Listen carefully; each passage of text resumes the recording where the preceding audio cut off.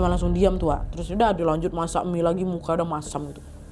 Lanjut, mungkin karena lapar, bukan emosi abang aku. Nah nggak lama dari itu rombongan keluarga yang tadi juga pergi, ya juga lagi ada di luar, pulang juga ke rumah, satu-satu masuk lah itu istirahat semua kan. Dan rumah panggung ini pelan-pelan jadi sepi. Nah pas semua orang ini lagi tidur, tiba-tiba Bang Riki teriak, Wak.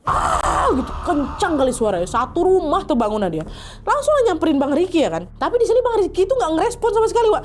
Dia masih ketiduran, matanya ketutup, badannya kaku, napasnya berat, mulutnya kelihatan kebuka, kayak mau dia teriak lagi tapi suaranya sama sekali nggak keluar. Gitu kayak jadi ketahan di tenggorokan dulu, Wak, suara keduanya. Nah nggak lama Bu Lilis muncul, kan bangun juga Bu Lilis kan. Begitu lihat kondisinya Bang Riki, Bu Lilis langsung nepuk telapak kakinya Bang Riki beberapa kali, dari tepuk-tepuk sama dia. Nah baru setelah itu Bang Riki kebangun, Wak.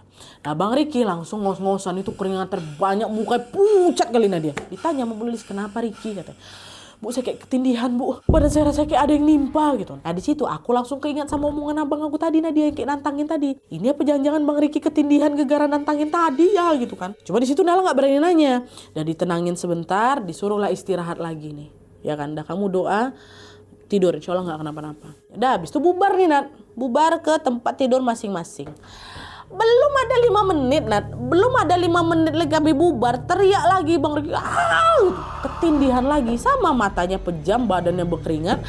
Tapi yang kali ini dia nggak bisa berhenti teriak, Wak. Yang pertama kan ketahan, yang kedua wah kayak gitu lagi.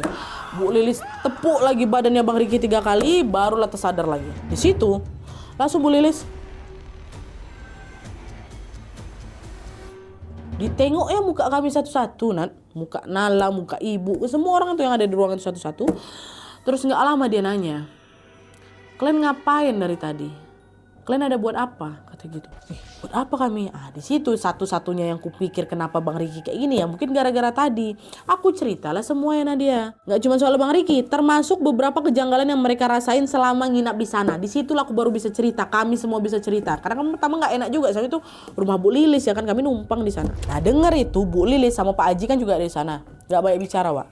Mereka cuma bilang kalau besok, besok keluarga kalian harus minta maaf sama penghuni yang ada di sini katanya. Betul, besok paginya aku sama keluarga aku langsung nurutin saran Bu Lilis. Mereka diminta macam kayak minta maaf gitulah, sesuai sama cara orang kampung di sana. Tapi di sini Nala nggak sebutin bagaimana caranya, tapi intinya mereka udah minta maaf lah. Terus mereka pamit juga baik-baik dan memutuskan pulang lebih cepat, kan memang jadwalnya besok kami juga pulang kan. Nah pas di perjalanan pulang, udah pulang nih, udah ninggalkan rumah itu, kampungnya Kak Maya. Di perjalanan pulang, tiba-tiba Bang Beni yang punya acara si pengantin cowok ini nelpon. Bang Beni di situ langsung minta maaf. Lo ngomong dia minta maaf ke keluarganya si Nala soal kejadian-kejadian gak enak yang mereka alami selama tinggal di situ.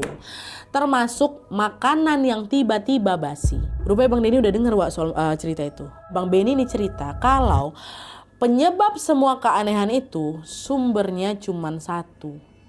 Dari keluarganya Maya. Keluarga Maya, Bu, tante, nenek, kelewat satu ritual adat yang udah dilakukan turun-temurun di kampung Wening ini. Jadi harusnya sebelum hajatan itu dimulai, keluarga mempelai wanita harus minta izin dulu ke sosok penunggu kampung. Siapa sosok penunggu kampung yang dipercaya sama mereka? Itulah si kepala buntung tua. Minta izin di sini tuh maksudnya mereka tuh kayak harus nyiapin sesuatu lah kayak gitu, apa sajen atau kayak gimana sebagai tanda permisi ke si sosok itu. Soalnya kan kalau ada hajatan suasana kampung tuh kan jadi rame kan, Bu. Banyak musik, ada banyak orang keluarga keluar masuk dan itu dianggap kayak ngusik tempat mereka. Tapi waktu itu keluarga kami, khususnya keluarga Maya, terlalu sibuk, Bu. Jadi ritual itu ke skip. Makanya gangguan itu muncul. Kami juga diganggu kok Nala, kata si Bang Ben. Cuma di sini Bang Ben enggak nyeritain lebih panjang soal apa yang gangguan dari mereka. Dan kata Nala, kemungkinan juga gangguan yang sempat dialami sama rombongan Om Boris yang dihadang kucing berekor nggak wajar sama ada ular besar di gapura kampung itu bukan terjadi karena kebetulan. Nan. Kejadian Bang Boris itu tuh kayak jadi tanda awal kalau sejak pertama kali masuk ke kampung Wening, kehadiran mereka ini udah dianggap tidak seharusnya, bukan sekedar tamu kondangan aja, tapi macam kayak orang luar yang tanpa sadar masuk ke wilayah dengan aturan sendiri gitu loh. Dan betul aja ya kan, Nala sama keluarganya memang ngalamin kejadian horor yang macam-macam, mulai dari makanan yang cepat basi, itu basinya nggak masuk akal lah dia.